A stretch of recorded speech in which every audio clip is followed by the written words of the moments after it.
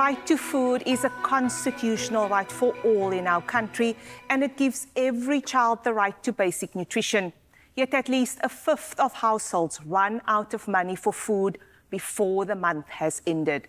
With millions of families in survival mode, many are left with no choice but to live on nutritionally inadequate food. This perpetuates cycles of poverty and malnutrition, but also undermines the fundamental human right to food security. Integral to this vicious cycle of poverty and malnutrition is big food, which has driven overconsumption of unhealthy food. For years, many of these companies have set their sights on emerging markets like Africa, selling products with harmful amounts of sugar, fat, and salt. In fact, research tells us that Nestlé is exposing young children from developing countries like South Africa to foods containing high levels of sugar. The researchers found that biscuit-flavored baby cereal contains 6 grams of sugar, while the same product sold in Switzerland, where Nestlé is headquartered, is available with no added sugar. On our show today, we have activists and experts who will help us understand how big food violates our right to nutritious food. Nzama Balati, social activist with a focus on public health for the past decade. Sasha Stevenson, section head, Section 27, and also human rights lawyer. Nomonde Buthelezi, urban farmer based in Cape Town, cultivating organic crops, co-founder and head of the food agency Cape Town, Fact, with her T-shirt. And lastly, Mervyn Abrams, program coordinator, Pietermaritzburg, economic justice and dignity, and also social activist. Welcome, everyone. Thank you. Thank you so much. Nzama, we're going to start straight with you. Millions of people are battling to afford basic items. Big food has certainly hijacked our food system, and also that latest research from Oxford University. Talk us through this. So it's very interesting that we're having this conversation because food is part of our daily lives. Currently, whether poor or rich, what we eat and what influences our choices is the food environment that we live in. So in the past 3 decades, the big food industry have targeted countries such as South Africa as a market, to influence and actually overly promote and make unhealthy food available. As a result, and no wonder, we're having this new emerging big epidemic of obesity, where in 7 in 10 women are either obese or overweight. 1 in 3 men are actually either obese or overweight. And scary part is like 1 in 8 children are actually either obese or overweight. This is the cohort of children who will become adults and be pre-exposed to ill health. So this is a major problem. It's a huge problem in which we are not only dealing with the issue of food, but we are dealing with the issue of food and its relationship with our health and how it impacts our health. So this is very concerning, and something needs to be done urgently as a collective, as society, to redress and go back to our ways in which our food system was designed, where people were growing their own food, where people were able to actually eat healthy and be able to look at healthy food as fashionable compared to how the food industry has actually changed our mindset and the design of food system that is feeding us in an unhealthy food and resulting in ill health. Important point. Sasha, now the right to food, as Nzama said, is actually enshrined in our very beautiful constitution, yet we have long-term food insecurity and millions actually go to bed hungry. What more should government be doing, and what should their role be in all of this?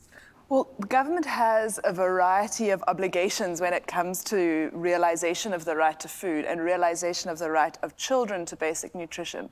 And that ranges from direct provision of food through programs like the National School Nutrition Program that feeds 9.6 million children every day. It's an incredible program that gives us a really good opportunity to ensure that learners, who are, of course, the future of the country, get access to the kind of nutrition that they need for their bodies and their brains to grow. But the obligation on the state doesn't stop there. It also relates to or it also includes an obligation to regulate the private sector. And they need to do so in a number of ways. They need to ensure, for example, that there is proper labeling of food so that people know what is in their food and they know what is dangerous or what could be harmful to health. There needs to be regulation of the consumption of sugar, and there's been some movement in that direction, but insufficient movement. And there needs to be regulation to ensure that the prices of food are such that people can actually afford to buy it. So there's a big obligation on the state to manage and to regulate big food in the private sector in the interest of everyone in South Africa. Nomonde, as an urban-based farmer, you've heard what Sasha said about government's role, but we do know that price and accessibility is absolutely important, and poorer and vulnerable communities don't always have the luxury of that. What do you think should be done for us and for all our communities to be able to access healthier food? First, it is important for me as a community person to understand what that article on the Constitution means, to have a right to food. What does that right look like? What does it mean to me? The government has some obligation to make sure that I have that access, but how do I hold government accountable? How do I even begin, to understanding that right, number one, what does it mean for me and how do I hold that person accountable? And then you have said that in a lot of challenges that we have, I may understand what healthy eating is, what a balanced meal is, but am I doing it? No. So all the contributing factors to that, I want something that's accessible. I want something that's convenient, quick to feed, because I get home, there's a lot that is happening. I still don't have time to, cook slow food, even though I understand how healthy and nutritious that is. What is important for me at that particular moment is I need something quick, I need a lot. Mervyn, so we've heard accessibility, price, we've heard about the right to food in our Constitution. You work with communities. What's happening on the ground and your thoughts on this? So, Crystal, what we, as the other speakers have said, the current food system, whether it be global or local, have forced the majority of South Africans into becoming consumers. And so we are net buyers of food, meaning we access our food from the retail sector. And when we do that, then two things are important. It's actually the price of the foods versus the amount of income that I have that will determine my access to food and will determine whether I consume nutritious, dense food or foods that are nutritionally inadequate. Great point, Mervyn, and we are going to now see exactly what consumers have to make and the decisions they have to make. We recently spent some time with Sia in Khayelitsha. She does the shopping for her family. Here's her story.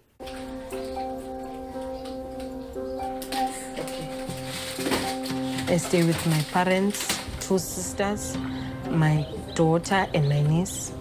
I play a huge role. I'm a mediator. I'm the one who keeps the family together. I'm the one who's responsible for the groceries. My father is the one who buys the grocery because he's the head of the house most. So he gives me his card and then he also gives me the limit that you must use 3,000 rand. We buy the hampers, 10 kgs that will be always on sale, rice, meal, sugar. But we buy most sweet stuff because we have kids.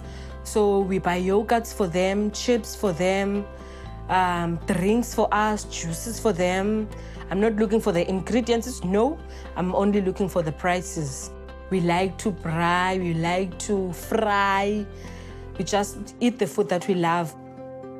The other day, I was not feeling well, I was dizzy. And I thought that it's the way that I'm eating. And then I've discovered that I'm getting fatter and fatter.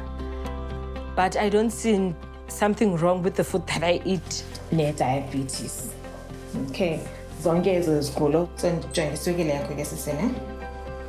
Cinezela. Iswekile yakho iphezulwana, ayikho phezulu njengomuntu oneswekile, kodwa iphezulwana for umuntu ongenangxaki. meaning that izo-affecta ubana i-risk yakho yokuba ne-diabetes.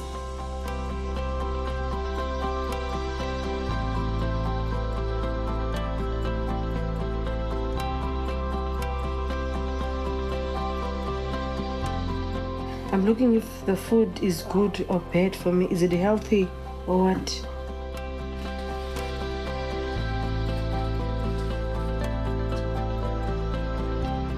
So what kind of information are they giving you?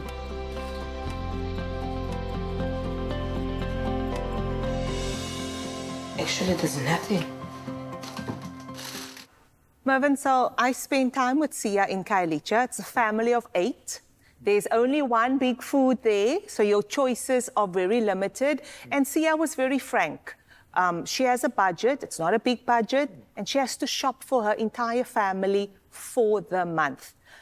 Mervyn, your organization looks at that basket that Sia, and as you saw, that she shops. Talk us through what is in that basket and how has pricing changed over the past year? So, Crystal, I truly understand what Sia was saying. The basket that we have of 44 very basic foods that we track on a monthly basis is constructed for a household of 7 and contains your basic foods such as maize meal and rice and potatoes and onions and chicken pieces and tomatoes and a little bit of peppers and bread and stock and salt. And so these 44 foods have skyrocketed in the last 2 years. So if you take the price of that basket in March of 2022, it then cost us 4,450. And Sia has only 3,000 And rand. she only has 3,000, which means she cannot afford that entire basket. She could not afford it 2 years ago. But if you look at March of 2024, then you will see that basket has increased to 5,277 rand. That is an 827 rand increase, or an 18% increase. So what most households do, they cannot afford that basket of food, even though that basket is not nutritionally complete. But it contains some vegetables. I mean, let's look at potatoes, for instance. In March 2022, a 10 kg potatoes cost something in the region of 60 odd rand. Today, you will pay about 107 rand for that same basket of potatoes. So prices have become unaffordable, and that forces low-income households to go for the cheapest foods available. And of course, the cheapest foods available are the foods with the highest sugar content, for instance. Nzama, you've seen the choices Sia has to make. Mervyn now outlined the details of how much that food basket is costing. What specific measures do you think should be put in place to regulate the availability of unhealthy foods? In South Africa, we do have mechanisms in terms of taxation, what we call health taxes. One of the things we've been campaigning for as HEALA has been the health promotion levy. Combined with other health taxes such as taxation on alcohol, tobacco, and other unhealthy products. These can be something that can be soft ring-fenced and be allocated into, making sure that when we give relief to households and we can bring down the prices of food. This is very practical in terms of we are actually having mechanism for people who are consuming unhealthy products to pay a little bit much more. And this money can be actually be allocated into relieving, household in terms of the high prices of food.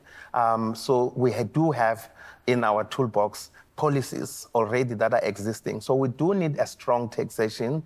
We do need to strengthen our tax models to ensure that we can actually have more safety net to provide actually for the relief of consumers and households in ensuring that they afford food.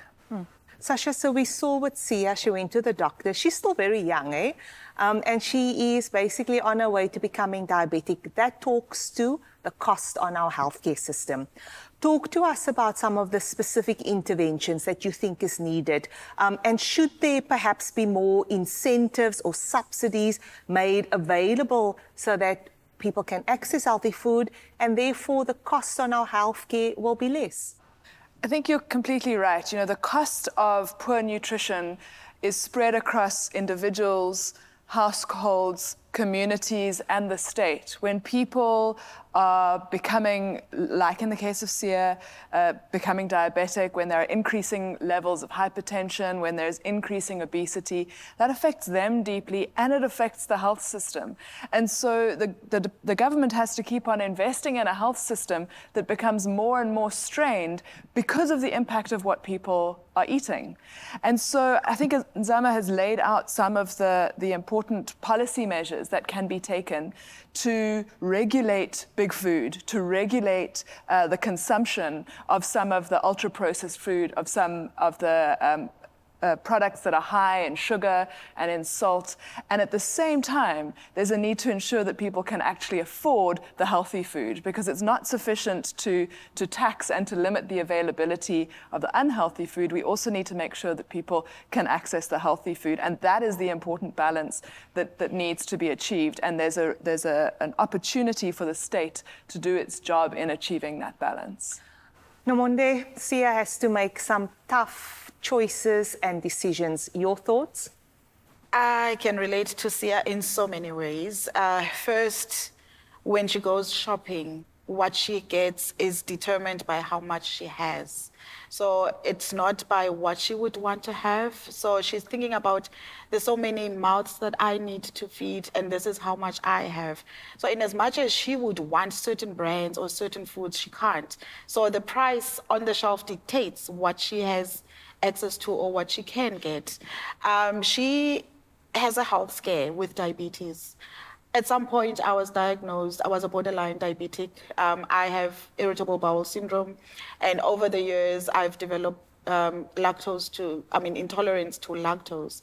And what she doesn't understand, she thinks she has that scare because of her bad eating habits, what she's consuming, and she looked at the shelf and she started reading labels. I was Sia, you know, when I was told borderline diabetic, it probably took me a week to be conscious of what I eat, and after that, it all went out the window. Because, I mean, what is in my cupboard? What can I access in the grocery store or in the supermarket? What she doesn't understand is what you mentioned in your intro about Nestle is, yes, we feed infants that food, but they're already born with some underlying conditions because of what us as parents consume when we are pregnant. So we don't have access to the healthy and nutritious food. Therefore, our kids are born with some of these conditions. Nestle only adds on, or these, even what's in the shelves only adds on what is already there. It highlights it more, it brings it out more. So you don't see it now immediately, but over the years, and then it comes out. We headed to KwaZulu-Natal and the peri-urban area of Hammersdal and met Mr. Mkhize. He's a fruit seller. Take a look at his story. Igama lami nguNicholas Mkhize. Nginengane eziwu-4. Mina ngedwa engisebenzayo ekhaya, so akekho omunye osebenzayo. So unkosikazi wami akasebenzi, nengane zami futhi nazo ayisebenzi. So ngiphila ngale business engiyenzayo.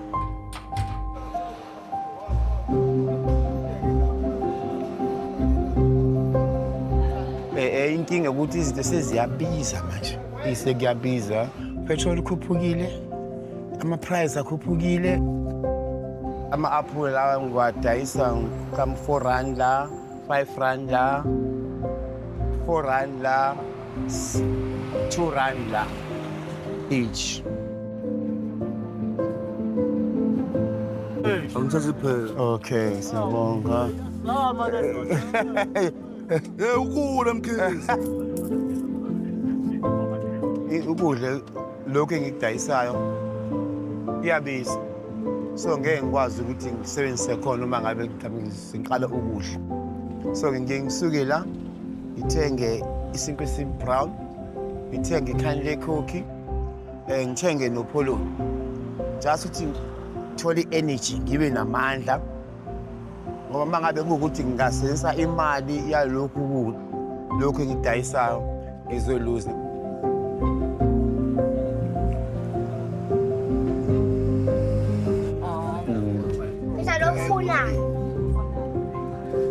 hamba ke phela uma lapha mama.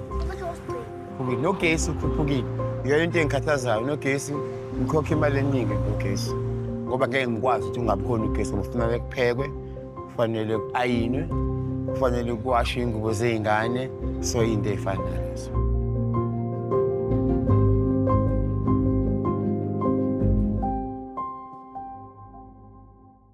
Nomonde, we spent some time with Mr. Mkhize. We were at his house at 3:30 because he starts his day at 4. And you see, I mean, you're an urban farmer. Mr. Mkhize is not a farmer, but he sells fruit and veg, and he has to make some choices. As an urban food grower, I grow organic vegetables, so I know the health or the nutrition that comes with that particular food. But I don't dare touch the very same vegetables that I'm growing. I see profit, you know, I look at my bed and I'm like, I can't take from this. So I'm looking at earning something. I'm excited when a Baki trader comes in and takes my produce and packages it nicely and sell it to somebody else to consume. Me and my community do not consume the very healthy vegetables that I'm growing. Now, how do we ensure that fruit sellers like Mr. Mkhize, Mervyn, can be selling more to be able to feed his family healthy, nutritious food? So I think, I mean, as Nomondo said, that we have a broken food system. And this broken food system is part of a larger, unequal economic system, which we have to first recognize before we can even begin to think what the possible solutions are. So just an example, for a worker, for instance, in South Africa who earns at the level of the national minimum wage, we know that about 60% of South African workers earn at that level, would bring home something in the region of about 4,500 Rand per month. Now, if you have to pay transport, which will take about 36% of that wage, and then you have to pay for about 350 kilowatts of electricity, which would take another 20-odd% of that wage, you are left with something like 1,700 Rand, and that you could potentially spend on food. But now, if you divide that 1,700 into an average household of 4 persons, you end up with something like 450 Rand per person per month. So the small-scale farmer who are producing organic food in our communities have to take that food out of our communities in order to sell it to people who have higher levels of income. So we need to see the food system as part of the larger economic system. And until we are going to solve the issue of affordability, which is actually the levels of income, so that our small-scale farmers can be paid the value of their food, and that good, nutritious, dense food can actually remain in the community. But currently, the community cannot pay for it because they do not have sufficient income. Sasha, Mr. Mkhize has to make some tough decisions, choices, but it's not only people like Mr. Mkhize across the country. This is the reality. Your thoughts? We put so many people in South Africa in the perilous position of having insufficient income to buy the food that they know and we all know is healthy and nutritious. South Africa grows a lot of fresh fruit and vegetables, but so many people are unable to access that. And instead, they're forced to access the ultra-processed foods, which are not as healthy, which some researchers now are emerging to suggest have addictive properties, and that put people in a position where their own health is impacted and the health of their children. Something has got to give. And as Nzama said earlier, we do have some solutions. We have policies that are available to change this. We have the possibility of increasing the minimum wage, of increasing grants, so that people are actually able to afford the food that they want to be able to eat and that would be better for them to eat. And fortunately, we have a constitution that ensures that everyone has the right to sufficient food. And the word sufficient is important because it's not just that you have the right to something to put in your mouth. You have the right to sufficient food, and children have the right to basic nutrition. There we have a legal framework that allows us to change from the status quo, and we need to change fast. Nzama, how do we get more public support for this? Just imagine if we, looking at the real story of Mr. Mkhize, if the local hospital was purchasing food, to feed patients from Mr. Mkhize, what if the local schools, through the school nutrition program, because we know there's already budgets available to support nutrition in the school, if they were purchasing fruits and vegetables from Mr. Mkhize. Just imagine if the local prison was actually purchasing for inmates food from Mr. Mkhize. These are the things that we shouldn't just imagine. These are real life situations that we could actually just trigger by government procurement, make sure that we support small-scale food producers, small-scale farmers, break the monopoly of the big 4 or 5 supermarkets that have monopolized our food, and actually they actually killing the small role players and the local food producers at the local level. It's a win-win situation, growing the local economy, creating employment at the local, in the local level. So these are very practical things we can do, we can implement tomorrow. A healthier South Africa is possible, Mervyn? It definitely is possible if the political will exists to get that. And so I believe, and I would fully agree with what I'm saying, we need to get into our policymaker mindset that the future of South Africa, whether it be our economy, whether it be our health, whether it be our educational outcomes, depends on the food that African households are consuming today. Therein lies our future. The future is in your hands, Nomonde? I hope so.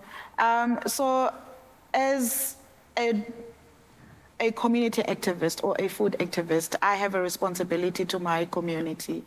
I would love to actively participate in policy and decision-making, especially on issues that are affecting me directly as a right holder.